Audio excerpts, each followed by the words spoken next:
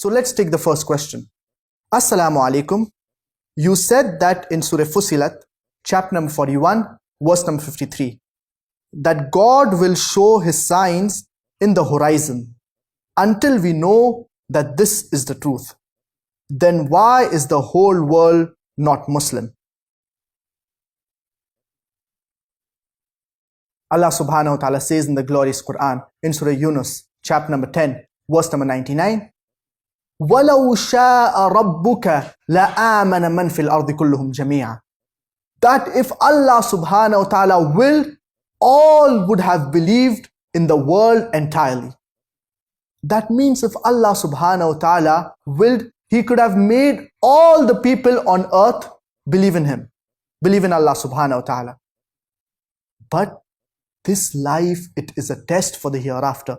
If everyone would have been Muslims, or if Allah subhanahu wa ta'ala would have made everyone accept Islam, then where lies the test? Allah subhanahu wa ta'ala says in the glorious Quran, in Surah Mulk, chapter number 67, verse number 2, الَّذِي خَلَقَ الْمَوْتَ وَالْحَيَاةَ لِيَبْلُوَكُمْ أَيُّكُمْ أَحْسَنُ عَمَلًا. It is Allah who has created death and life to test which of you are good in deeds. So this life, it is a test for the hereafter. And we human beings, we have been given a free will to either do the right things, to either do righteous deeds, or to do bad deeds. We have the free will. It depends upon us human beings what path we choose. So this life, it is a test for the hereafter. If Allah subhanahu wa ta'ala wanted, He could have made the entire world accept Islam.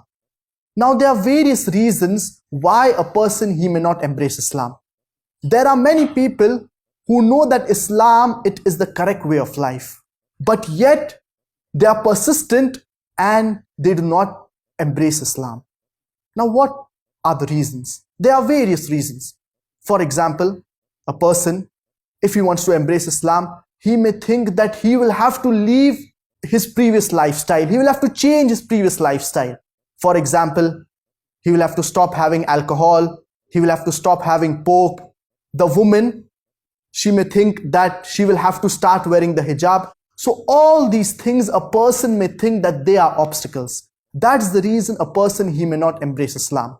But the moment a person realizes that Islam, it is the correct way of life, he should immediately accept Islam. The first and the most important thing is entering into the fold of Islam.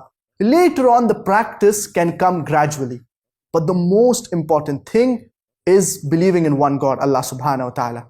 And whenever you're doing dawah, the first thing, the primary thing that you need to focus on, it is Tawheed, that is the oneness of Allah subhanahu wa ta'ala. Because if you do not talk about Tawheed, all your dawah, it is useless. Allah subhanahu wa ta'ala says in Surah Nisa, chapter number 4, verse number 48, and Surah Nisa, chapter number 4, verse number 116, إِنَّ اللَّهَ لَا يَغْفِرُ أَن يُشْرَكَ بِهِ وَيَغْفِرُ مَا دُونَ ذَلِكَ لِمَن يَشَاءُ. That if Allah pleases, He may forgive any sin, but the sin of shirk, He will not forgive. So this life, it is a test for the hereafter.